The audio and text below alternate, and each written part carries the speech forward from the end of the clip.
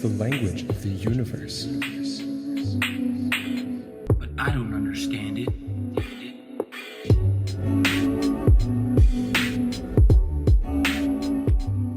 Welcome back, everybody, to another episode of the Math and Physics Podcast. I'm your host, Parker.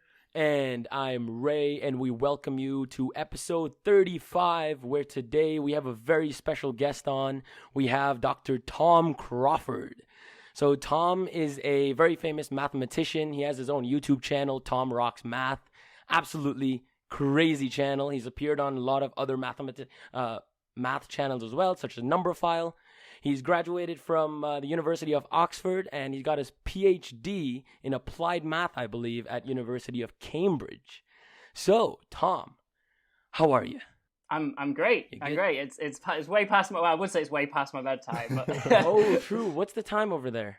It's currently just gone 11 at night. Oh. So it's not actually past my bedtime. I'm very much a night owl. Like, I think I woke up. So today I had my first meeting at 11 a.m. So I set my alarm at 5 to 11 because I went to bed at 3 a.m. So, you know.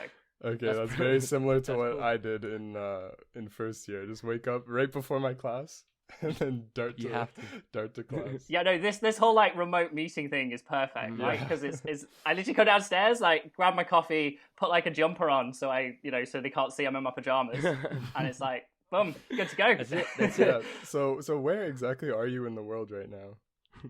I'm in Oxford, so where I live and work. Okay, perfect. So I saw you were on vacation in South America recently. It's good. I get this a fair bit, right? So at the moment, of course, I'm definitely not traveling, right? So in the UK, we're in lockdown, which so I can't really, like, all the bars, cafes, restaurants, all shut, right? You can literally just go to the shop and I can go and teach my students, and that's about all I'm allowed to do. I can't even play football or soccer. Yeah. I don't know what you call it in Canada. Soccer, but for sure. I would call it football. I can't play the one with the round ball, which I normally play a lot of, and I'm really disappointed because we're not allowed to do team sports for the next month. So no, I'm definitely not traveling, but I was fortunate enough to do a lot. I've been fortunate enough to do a lot of traveling in the past, and so I just have like a backlog of like cool photos or cool, like, you know, bits of maths or trivia. Okay. So I don't necessarily post them for where I am in the world. But it catches everybody out. So you're definitely not the first, and you won't be the last. For sure. All right, awesome. So our very first question, not really a question, but we just want to know about your high school experience and kind of if you had any like good experiences with your math classes, obviously. Probably.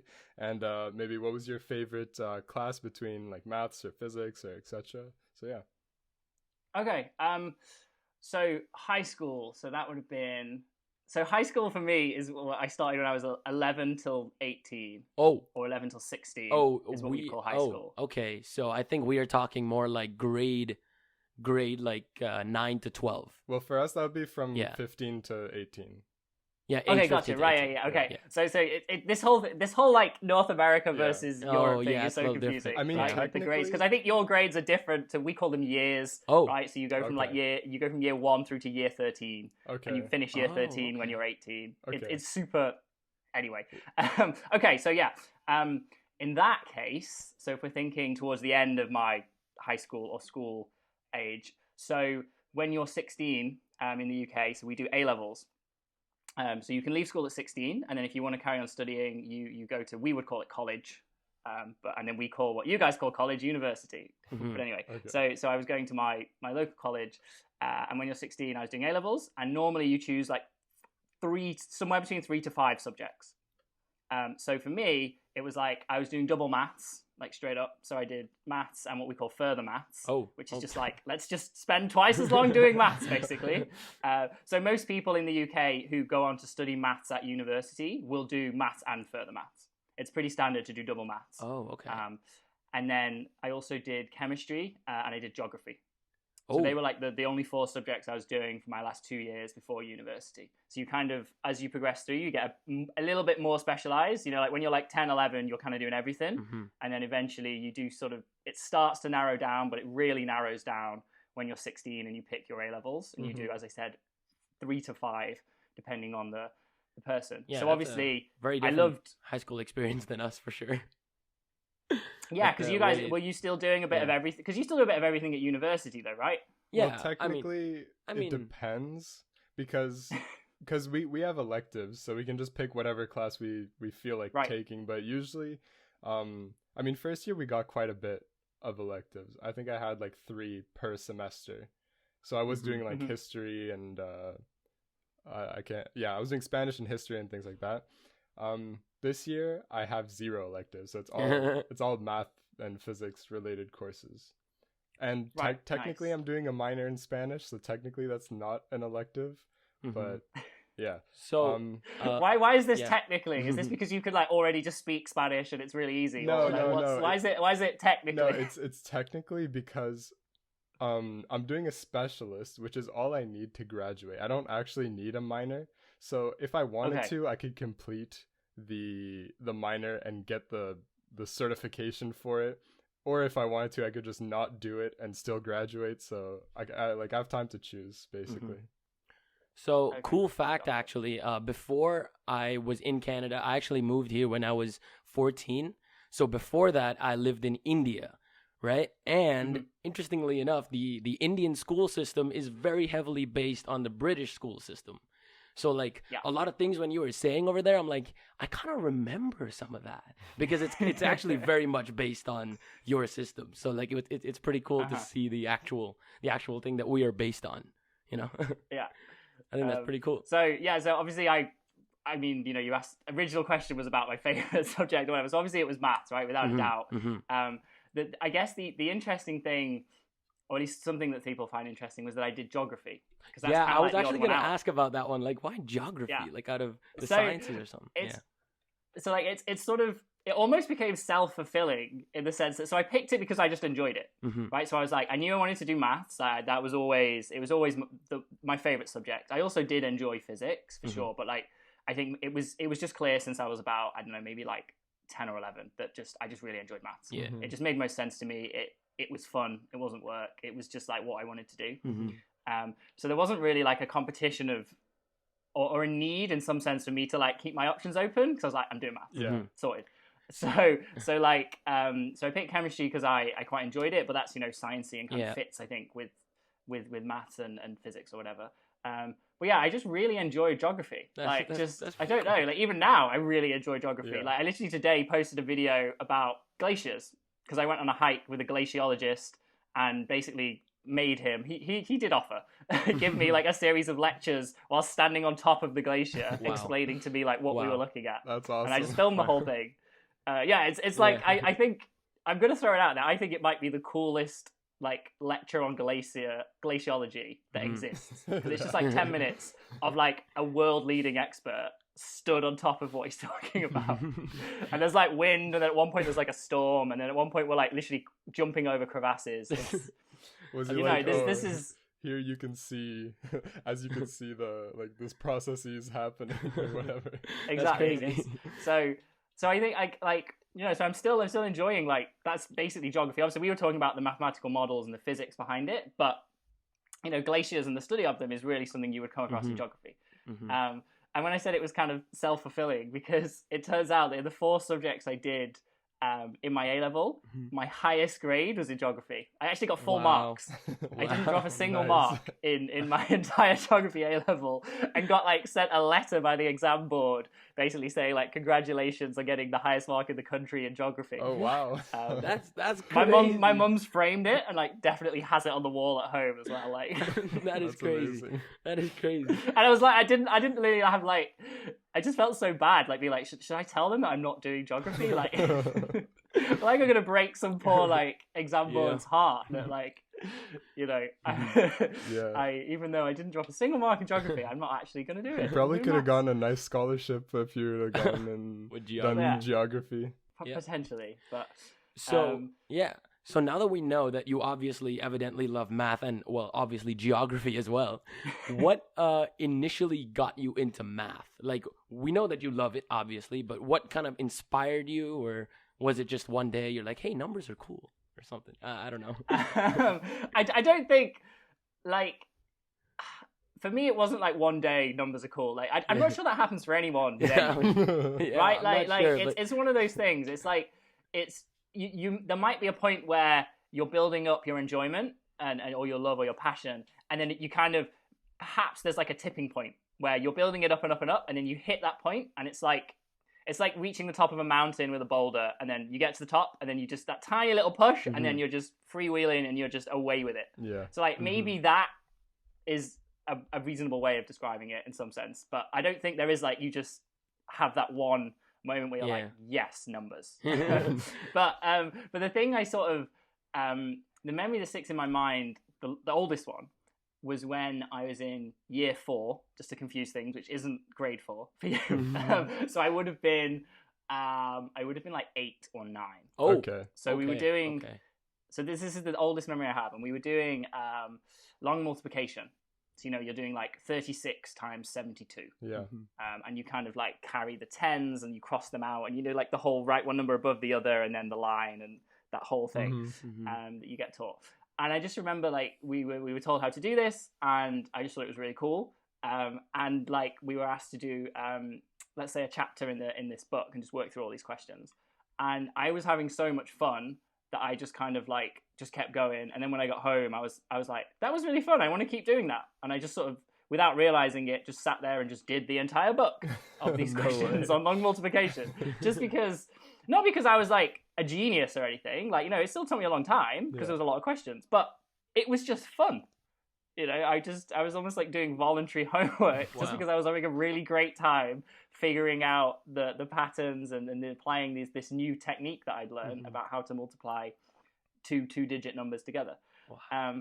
And so I think it's little things like that sort of told me that the fact that it was just fun, that the fact that it was just enjoyable, like, because as I said, obviously I did well in geography, but like some aspects of geography were like a bit like, oh, do I have to do that? If I've got to write like an essay about, I don't know, the central business district and the decline of the inner city. Like, I don't really want to do that. Like, I can do it, but I don't really want to. Whereas, like, if I was at maths work, I'd always do my maths homework first, because I was like, oh, this is fun. This doesn't actually feel like homework, so let's do it first. And I don't know, it was just that kind of feeling that I just always had, which sort of, I think, drew me into the subject. That's awesome. So now, going into your undergraduate experience, can you tell us a little bit about like your favorite classes, most hated classes, if there were any good tests that you did or maybe failed? Stories like that. Okay, all right. No. This is right. So I've got to be slightly careful about what I say here, because I teach. I was just going to say, graduated from there at the moment, and I studied this exact course, right, 12 years ago, right? So I started as a student in 2008 as an undergrad and was here from 2008 to 2012 doing the 4-year undergraduate masters. So the way it works in Oxford, everyone's automatically doing the 4-year course when you start, and as long as you're doing well enough after your 3rd year, so you're in approximately the top 2/3 of your year group, then you're allowed to stay on and do the 4th year and get a master's. And that's kind of how it works. And the 4th year is very similar to the other years. You do a load of subjects. You write a very short dissertation, but mainly you just do a load of lectures, do some problem sheets, and then do exams at the end of the year. And that's just how it works every year. So my experience, well, first of all, the actual application, which is very relevant at this time of year, in fact, because we're doing admissions in December. So lots of people have just sat the entrance exam, which I'll be marking, and then we're going to interview people next month to get in next year. Sorry, to see the cohort next year. And so that in itself was sort of a whole thing, in the sense that,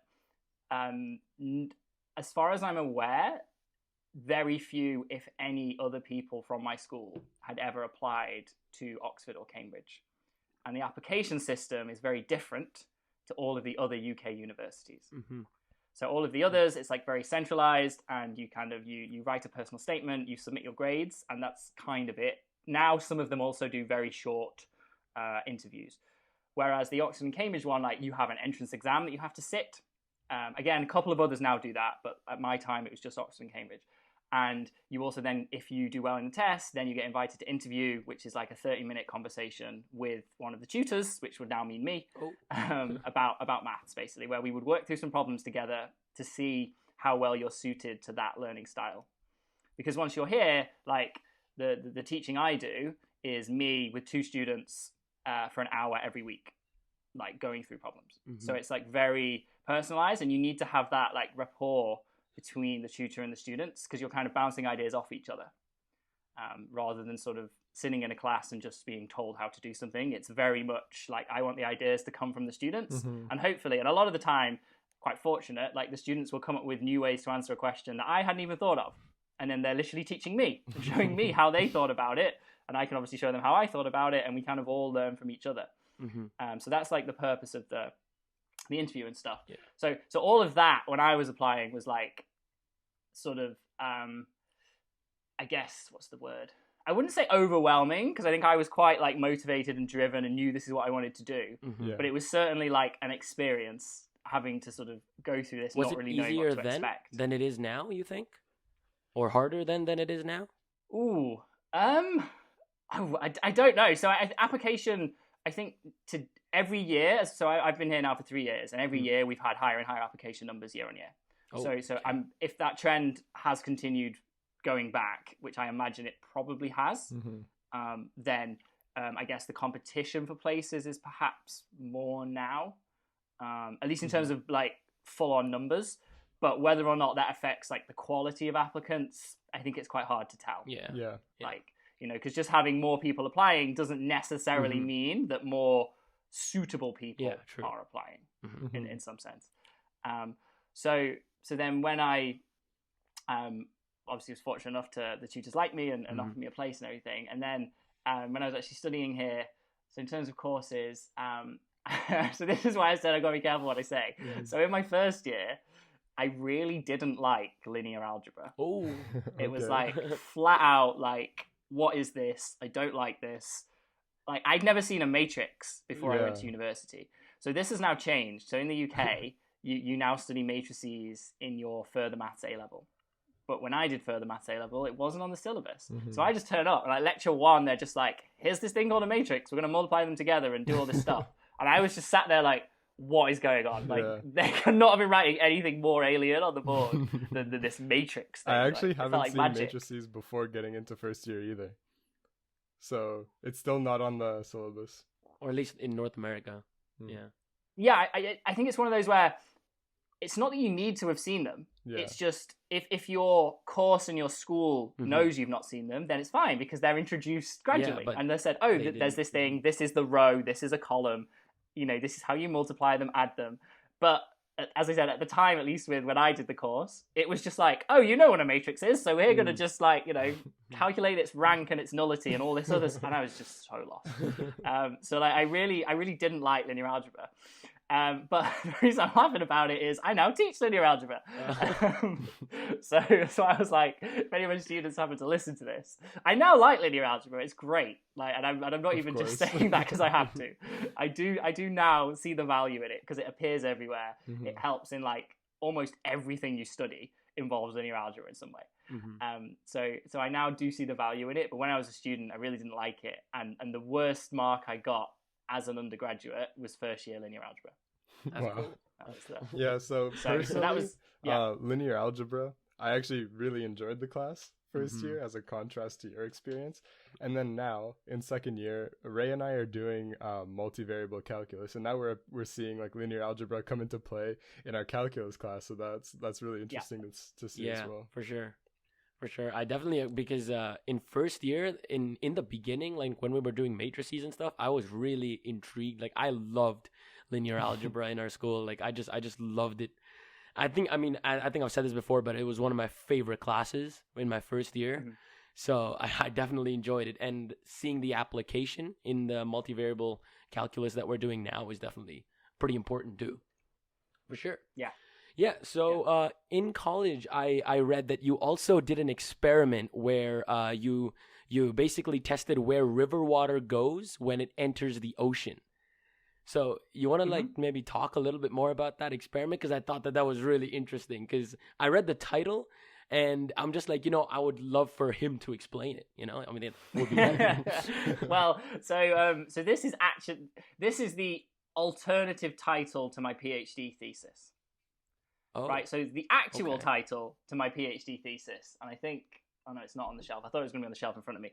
I've got to try and remember this. I think the actual title to my PhD thesis is an experimental study of the input of buoyancy into a rotating environment. Oh.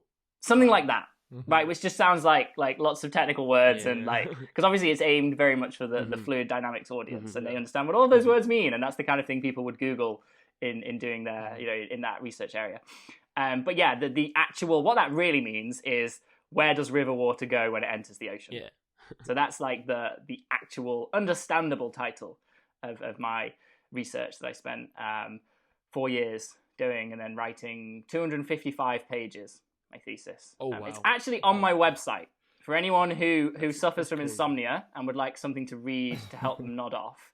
You can literally go to TomRocksMaths.com, and on the thesis page, you can click and read all 255 pages of it. I mean, I'll There's some nice definitely pictures. go check it out. Yeah, for sure. I do recommend the pictures, and maybe like the introduction is possibly interesting, and maybe like the experimental setup, because the experiments I did were cool. Mhm. But then after that, it gets super like mathsy and dense. Like, Yeah. But yeah, I mean, I guess that's I'll let you make your yeah, own mind that's up. the point, right? So the idea then was, so you have river water. It's flowing in a river. It reaches the river mouth, and then it enters into the ocean. And then possibly something no one would ever have thought about until you mentioned this question to them is, well, where does that water go in the ocean? Because it's fresh water. So it's obviously coming in. It has different properties to the salt water of the ocean, and you can almost think of it as saying, like, if we could dye all of the river water in the world bright green or something safely, then where would that green appear around the world? And what the one of the key things is actually the effect of the Earth's rotation on like the very sort of first order physics of what's happening. Is the fact that the Earth is rotating means through the Coriolis Force, which is this force that arises in rotating systems. So the water's trying to go straight as it leaves the river. So it wants to just flow out straight in front of itself. But because of the Earth's rotation, which in the northern hemisphere, so the Earth's rotating anti-clockwise, so in the northern hemisphere, that pushes things to the right. Mhm. That's kind of how the Coriolis Force behaves. In the southern hemisphere, it pushes things to the left. So there's like flip, that Coriolis Force flips on the actual formula is the Coriolis Force is equal to 2 times the Earth's rotation rate, 2 times the Earth's rotation rate multiplied by the sine of the latitude. So if you're on the equator, your latitude is 0, so the Coriolis Force is 0. So it has no effect on the equator. But as you move into the northern hemisphere, positive latitude, sine is positive. So positive means it's to the right along the positive x-axis. Southern hemisphere, you've got a sine goes negative for negative small angles between 0 and 90. Left. And so it goes to the left along the other direction on the x-axis. So that's basically, once you know that formula, if you're a mathematician, you're like, oh, of course things go right and left when you actually see the formula is just constant times sine of latitude. Right, so we have the Coriolis Force. So this is having a major effect, and you do see this if you look at satellite images. If you look at a river like the Amazon, which is very close to the equator, it spreads out equally in all directions. If you look at something in the northern hemisphere, it does turn to the right. And when we say turn to the right, you literally have to imagine yourself like in a boat sailing along the river, and as you get to the coast, you're making a right turn. So it doesn't matter if you're north, south, east, or west. Like, that's irrelevant. You're sailing along your river in your boat, and you're turning right. Like, if you had I don't think boats have turn signals, but if they did, you're indicating that you're going right, and that's how you turn at the end. In the northern hemisphere, southern hemisphere, same but left. So that was like the first thing. This is all obviously known, but like that's a really key aspect of where the river water's going to go, because if you live to the right of a river mouth in the northern hemisphere, you're going to see a lot more of the river water flowing along the coast there versus if you live to the left. On a sort of very, very basic level. So that was kind of the starting point, and then based on this, you can kind of begin to then look at the physics of it and say, well, so we know that rotation is really important. So what other parameters are key? Like, what other variables are controlling this behavior in terms of like where the water is going to end up? So the other one is the difference between the fact that it's fresh water versus salt water. So it's that density difference. Mm-hmm. So the density difference is going to play a role. And what it's actually, it then sort of, it's a little bit more technical, but rather than the density difference, it's going to be the density difference multiplied by gravity. Because like gravity is what's acting, like the difference in density means that they have different weight when you multiply by gravity. I always get confused between weight and mass. Whatever way you want to think about it, but like, you know, weight, mass, whatever it is, it would be it weight, interacts right? with gravity. If you're They're kind multiplying of it by gravity, then yeah, weight. Mm-hmm. Then weight, So, yeah. right? So it's kind of like the weight that matters really, but it's encapsulated by the density difference. So you have that. You have like this density difference. We actually call it the reduced gravity for whatever reason in fluids. But so we've got the reduced gravity / density difference. We've got the rotation, and then the other key thing is going to be the amount of water leaving the river. You've got a really big river, loads of water flowing out of it versus a tiny little stream. That's obviously going to have an effect on like just the general like regime or the general behavior of that water. So when you get all these parameters together, like you can then do some really cool scaling analysis to figure out various properties of this river current that's going to form. So we did that. You can do or dimensional analysis, scaling analysis, depending on which term you use. I know it's slightly different, I think, in North America to here. And then you can also write down some differential equations, and solve those, and that's sort of what I do in one of the chapters as well. And kind of the whole idea was we have this river current flowing along the coast because it turns because of the Earth's rotation. So can we understand how deep that river current is, how far out to sea is it going to stretch, and how fast is it going to move? So it was all about figuring all of those things out. And then the ultimate kind of motivation is once you know all of these properties about this river current, which hopefully is reasonably interesting as just a fluids or physics problem. But then the sort of application is, well, 80% of pollution in the ocean comes from the land, and it enters through the river system. So if you understand and know all this thing about where the river water goes and ends up, suddenly you now know where all the pollution goes and ends up. So you can then, like, ideally we just clean the whole ocean, right? And that'd be great. But of course we're not, like, it's it's just actually never going to happen because we have limited resources, money, time. So it's like, well, let's put those to the most effective use, therefore clean up these areas that are receiving all of this river water and therefore receiving the majority of the pollution. Because a lot of it you can't see, right? You know, like microplastics, if you've got chemical pollution, you don't actually know it's there. So this is kind of like, you know, you can actually use this model to be like, well, these are the areas that are most susceptible. So let's go and check and sample them. And if we find that pollution's there, then we can actually really have a big effect by cleaning up those particular areas. All right. So my next question would be, why fluid dynamics rather than any other subject? What made you pick that field? So that kind of goes back to what you were asking about earlier about like favorite courses, right? So I said I didn't like linear algebra, but then we never circled back. But now to I do. Favorite. But now I do. No. So in my second year, I got introduced to fluid dynamics. So in the second year in Oxford, you have some core courses in complex analysis, linear algebra again, and differential equations. And then the second half of the year, you pick some options. So you pick like 5 out of a list of 10 or something. And for me, the things that most appealed to me were like fluid dynamics. I did some quantum theory. I did some special relativity, electromagnetism. So you have all of these various courses, and I picked like all the physicsy ones just because based on what I'd done so far, I enjoyed calculus, I enjoyed PDEs, I enjoyed like the more applied courses versus, let's say, analysis or linear algebra. So I wasn't drawn to topology or groups or anything like that. That just, at the time for me as a student, didn't appeal to me versus all of the physics kind of applied maths courses. And just, I absolutely loved the second year fluid dynamics course that I did. So we did lots of stuff on incompressible flow. We looked at waves, instability of interfaces. I just absolutely loved it. Like vortices, all the stuff we did was just really, really cool.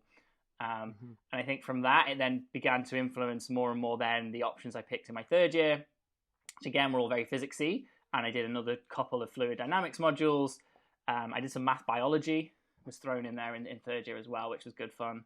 And then again, progressing into fourth year, I picked like maths geoscience, which is basically maths / geography. So we came back to geography. Geography kind of came into my PhD as well, right? Rivers and stuff. Yeah, true.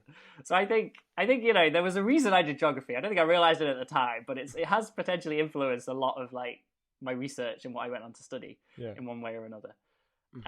So I think it was just, as I said, the second year one kind of like really sold me on it. And then after that, I just did every fluids course. And the more I did, the more I enjoyed it. So then when I was thinking about what do I want to keep doing research-wise for my PhD, fluids was just the obvious choice. I obviously looked a little bit at what other stuff was out there, but like, I applied to like 3 or 4 fluids-based programs and then ended up going to Cambridge to do exactly that. Did you ever do any quantum mechanics? Yeah, I did 3 courses, quantum mechanics, and I now teach it to my second years. Oh, okay, great. Possibly my favorite course that I teach. Oh. I'm not sure if I'm allowed to have a favorite course that I teach. Just like I'm not allowed to tell them I didn't like linear algebra. No, I absolutely love it. Like, so the way it's taught here is so cool. I'm going to do a video on this eventually when I get around to it. That's cool. Is that like we kind of set it up in really mathematically in the context of linear algebra, as always, and things called commutators. And once you create this setup, then things like the Heisenberg uncertainty principle are just like corollaries. Yeah. Like it's not even like you don't have to think, oh, it's so weird that I can't have position and momentum at the same, like, because that kind of blows your mind. But once you set it up in the maths, like linear algebra world, it's like this just follows. Cool. And I really like that because it makes a result that is like the opposite of intuition, but then you sort of like, you just show it mathematically and then you're like, okay, cool. Like to me as a mathematician, if I see something mathematical, I'm like, right, it's got to be true. Whereas I think if I was a physicist and someone told me about Heisenberg's uncertainty principle, I just wouldn't believe them. It's kind of funny that you mentioned that because actually I think it was just last week or the week before when we studied the Heisenberg uncertainty principle and how we can see that from the uncertainty principle of commutators. So we actually just studied it in our quantum mechanics class. So it's really right. cool. Okay, so you literally just done. So you do was that as like a physics course or a maths course? It's a physics course. Yeah. Okay, so you do actually talk about commutators and the algebra and stuff as well. Yeah, that's right. Linear algebra, I think, is like one of the biggest part of our quantum mechanics course this year, for sure. Yeah. Nice. So that's really cool because I always wondered whether that was just how we taught it, like to the mathematicians. That's really nice to hear that the physicists. So it's a math course in England. Oh, yeah. I only teach mathematicians. I only teach mathematicians. So quantum mechanics is a math course. That's interesting. The thing, probably my fault for not clarifying this. So when you go to university in the UK, you only do the one subject that you sign up for when you apply. Okay. So you literally apply, like, so when I applied to Oxford, I was like, I'm applying to do maths, and I just do maths for 4 years. Like, I do not do a single other thing. That's interesting. That's it. Wow, that's pretty intense. It. I'm doing like, I'm doing how many courses do I do a term? 5. You're doing somewhere between 10 to 12 courses per year. Math courses over 4 years. You're hitting like 40 to 50. Wow, maybe 40. Maybe over 4 years, you probably do about 40 math courses. Wow, you got to be sure of what you want to do. Yeah. For sure. Yeah, but there's obviously pros and cons. So the I guess the con, like you just said, is you've got to know what you want to do. It's quite tricky when you're like 18 and making these decisions. But also like the advantage is you really do get to pick which area of maths you like. So for me, I was able to do like 6 or 7 fluids modules, like over the degree. So like by the time I was starting my PhD in fluids. So fluids was also math. Yeah. The whole, literally everything I've mentioned, they're all maths courses. That's so interesting. That's so interesting. Yeah. Okay, so you didn't cover anything like the hydrogen atom, because that would be mostly. No, we did. We did right? the full derivation of solving Schrodinger's equation in 3D spherical polar coordinates for the hydrogen atom. What? Yeah. That's crazy. We did that. That's crazy. That is some intense math. Like when you like the Laplacian in 3D spherical polars is ridiculous. And we full on went through and solved that whole thing. and got the answer. And it's so nice as well because it tells you what the Bohr radius is. And like, I just love stuff like that. When you do the maths and then you're like, I now see exactly why this number that seems to be plucked out of nowhere has to be that. Because it's like a combination of all of the other constants. And it's just, I love it. Oh, that's crazy.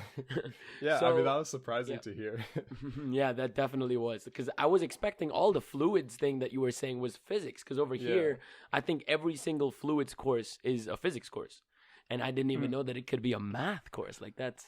So you definitely... I've got friends who were doing engineering, who did fluid dynamics, and also I know physicists who do fluid dynamics. Oh, so there are courses in it as well, but obviously they're taught slightly differently. Just like you do quantum in physics and you do quantum in chemistry, you're just taught them all in different ways. Like, so that's why I was a little bit surprised when I mentioned commutators, because I just assumed that was the maths way of teaching quantum mechanics. But yeah, so I think like.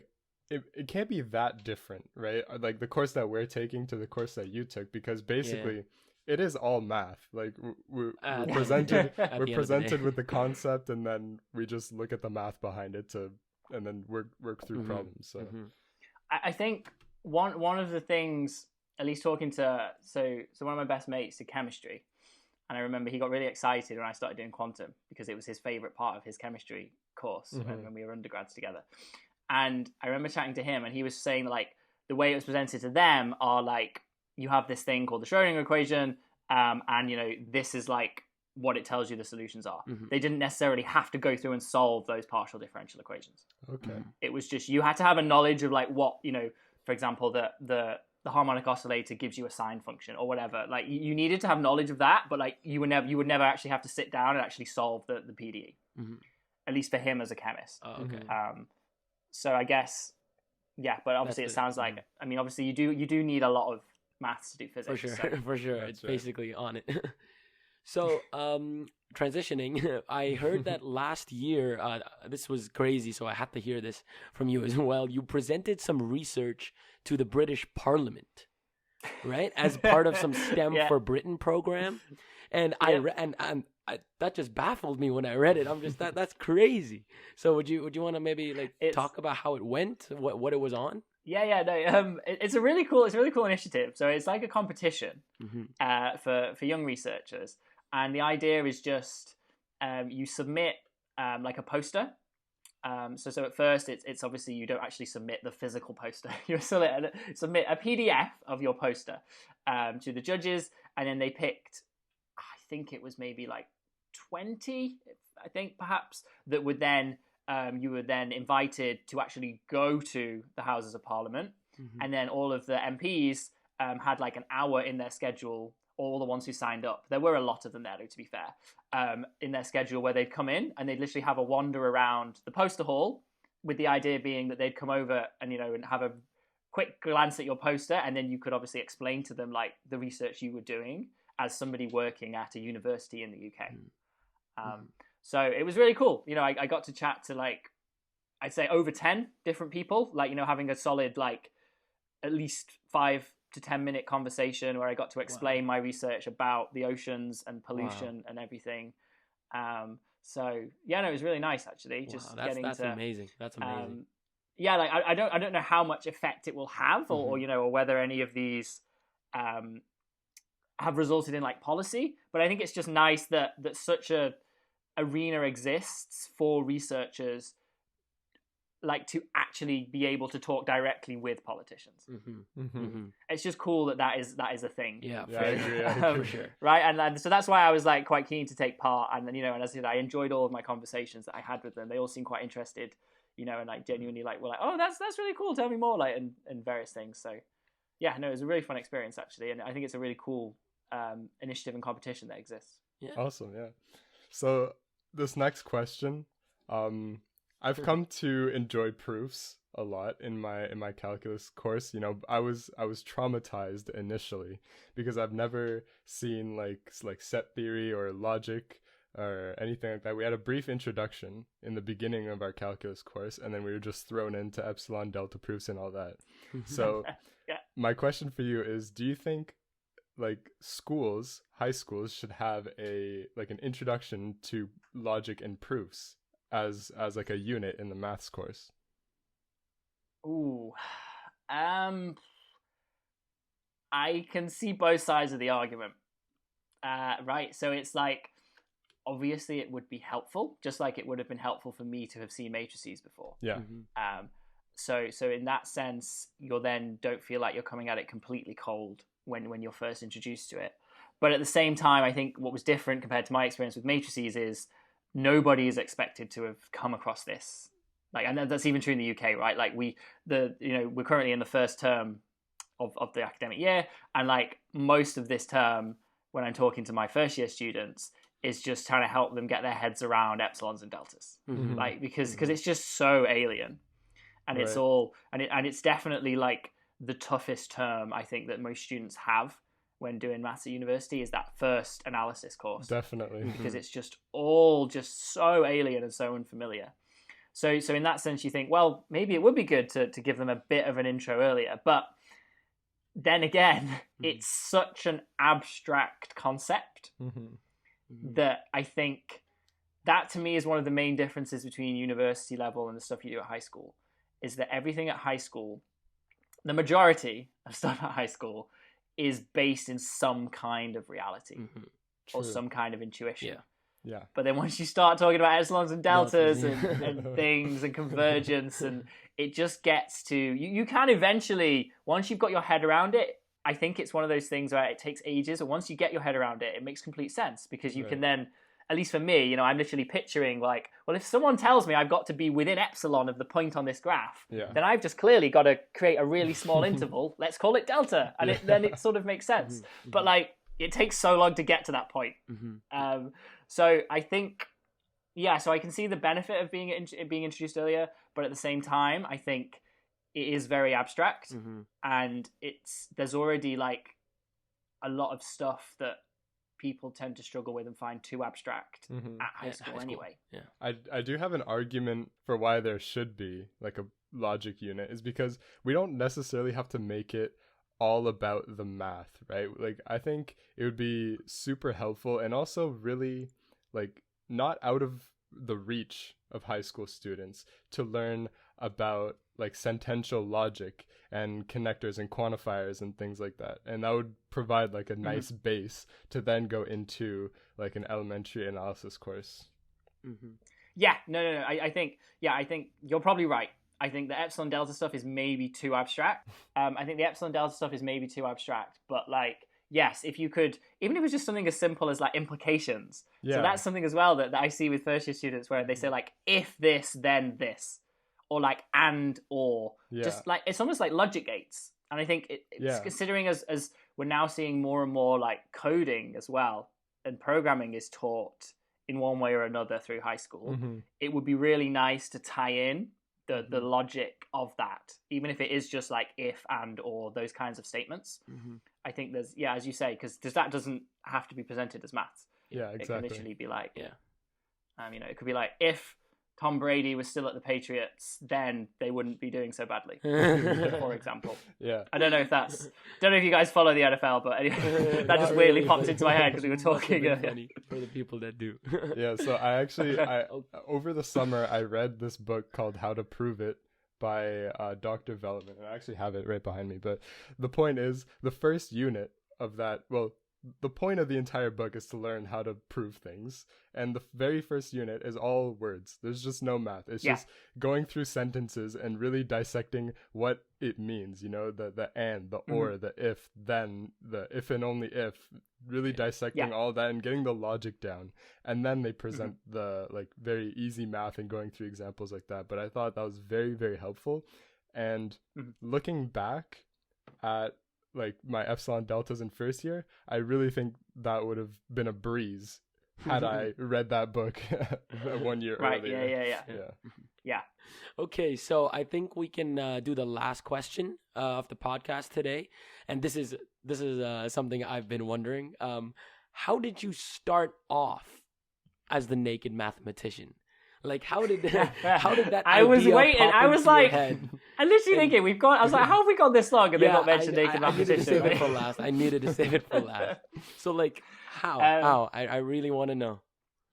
All right. So there are many, many things that led to this, right? Mhm. So I think one of them is, I decided, okay, so when during my PhD, I was fortunate enough to get a work placement, like an 8-week internship, working for the BBC. Mhm. And I was helping them produce a science radio program, which was called The Naked Scientists. And the idea of Naked Science was that we were stripping back scientific research in a way to make it understandable to the general public. Because this was broadcast nationally, to whoever listens to the radio at 8 a.m. on a Sunday morning. Mm-hmm. Wow, So okay. so it was very much going out to the general public, but the idea was we would be taking research published that week that was of interest to the world and then explaining it and doing interviews with those scientists to make it understandable. And I absolutely loved it. So that was kind of, I got that, as I said, I had that experience. It was great. Fortunately, they also loved me. So I was able to we kind of agreed that when I finished my PhD a year later, I'd go and work for them. So I was working at the BBC with this Naked Science show. And so obviously the name is suggesting that they're like stripping back to the basics idea. But obviously when we were like contacting guests and based on, like social media comments and things, there was obviously like a bit of, I don't think innuendo is the right word, but there's kind of like a bit of mystery there. Like, because we're doing radio, it's like, are they actually doing this in the news, right? Like, and like people would make a joke. If you invite a guest, they'd be like, sure, I'm up for it, but like, I don't have to turn up naked, do I? And, like, obviously they knew they weren't, but it was just like such an obvious joke and such obvious association because it was radio. Mm-hmm. But so I sort of felt that we should have had more fun with this because like, I don't know, maybe it's just the way I am. But I was like, we should be having more fun with this. Like, we should drop in little remarks that sort of hint that maybe we are. Just to have a bit of fun with it, and whatever. But they seemed, I guess, sort of BBC and all that. They were like, no, we're all right as we are. We're good. So anyway, so I was like, right, okay. So I think that kind of put the idea in my head about like you could have a bit more fun with this context about this like naked stripping back, etc. And then the thing that really sold it for me was, so I ended up leaving that job basically because I realized, I was like, I'm making radio and podcasts, and I'll be honest, I don't consume media through radio or podcasts. Like, I am very much a video person. Like, I go to YouTube and I watch YouTube videos, right? So I was like, and especially for maths as well, when you're trying to actually explain maths research, so difficult on a radio program. So I felt that I wanted to transition to video and wanted to, enter that sphere, shall we say. And then, so I did a little bit of like, I don't think market research is the correct, it's too strong of a term, like a survey amongst like friends and family and various people about like who said they didn't like maths. So I was trying to get a bit more of a feel because I've never had that. So I was like, right, so I'm trying to appeal to people who don't necessarily like maths and wouldn't look for maths content. So how do I drag them in and get them to potentially, without realizing it, like learn a little bit of maths, and then hopefully they have a positive experience to try to overcome some of the negative experiences maybe they've had in the past or are having now. Like that's kind of almost like sneaking the maths in without them realizing. And one of the things that came back, which really surprised me, was that lots of people think maths is really serious as a subject. And it now does make sense to me, but at the time I was like, I'd never thought about that, but now I kind of get it because there's a load of rules that you've got to follow, and it's all logical, and one step leads to the next, and you're a lot of the time you're kind of following almost like one path because there's one correct answer. It kind of has that like almost like strict, like authoritarian kind of vibe to it. If you see it in that way, it makes sense to see it in that way. Though I'd never seen it that way myself. I enjoy the fact that there's one correct answer, because then you're like, the feeling when you get it is just the best. Yeah, then you're on an adventure to reach the final destination. Exactly. Yes, you guys know. We all know how it feels. So it's like, so I was then sort of tied in with the naked scientist thing, and then me thinking, well, how do I make what I'm doing? What can I do so that people can't possibly think this is serious? And then it was like, I'm just gonna do it in my pants, right? Like, how can anybody take me serious if I'm like stood, in my like Teenage Mutant Ninja Turtle underwear, like just talking about Navier-Stokes equations, like, like it's just, I just felt like it was fun, it was creative, it was something new. It almost as well has a little bit of that like shock value. Like if it pops up on your YouTube feed, you're gonna be like, no way is that dude talking about maths with no clothes on, like click. Yeah. And then hopefully, without realizing it, suddenly you've watched 5 minutes, and again, without realizing it, you've learned a little bit of maths. Yeah. Or even if you don't learn any maths, you now have like hopefully a positive, or at least some other experience that isn't, I hated this at school. Mm-hmm. For sure. So it was kind of all those things coming together, and then I guess I'm just enough of an idiot that I just didn't really care about it. Because I remember some of my colleagues were like, "Are you sure you want to put like videos of yourself, this level of this lacking in clothing on the internet?" And I was like, I don't really care. Like, I'm, it's meant to be funny. It's meant to, it's trying to be a bit creative and try and show and entice more people into the subject.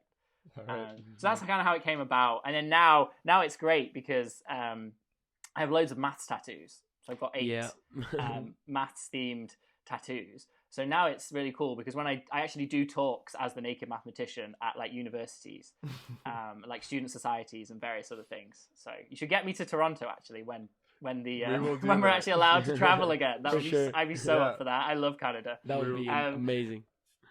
Yeah. So I like, it's great now because when I do the talk, I just like basically explain the maths of all of my tattoos as well.